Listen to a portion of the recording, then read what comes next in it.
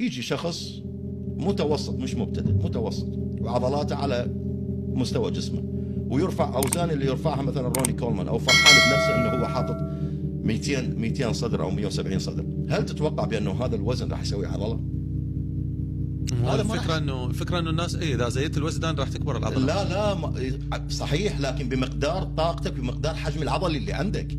انت قاعد ترفع وزن عالي، لكن شنو الفائده اذا تكنيك مش موجود، واذا كونستريت مش موجود، واذا وصل عقلي عصبي عضلي مش موجود اصلا؟ انت قاعد تسبب نفسك اصابه او مشكله جسديه او تنقطع عضله صدرك، مثل ما الالاف انقطعت عضله صدرهم مثلا. هاي بالنسبه لعضله الصدر، بغض النظر عن الحركات السخيفه الثانيه اللي قاعد اشوفها. انا صارت قدامي مره اصابه بشاب مو محمي، وزن كثير، راسا كتفه انخلع. اي في الشغلات تصير كلش مبالغ فيها، لكن هي الفكره مو فكره انه اني اخذ مثل ما ياخذ روني او اي انسان عادي جانتي مش محترف ارفع اوزان مثل ما يرفع جانتي. لا، الفكره مو هيك. يعني ليش قاعد احاول اثقله في العالم؟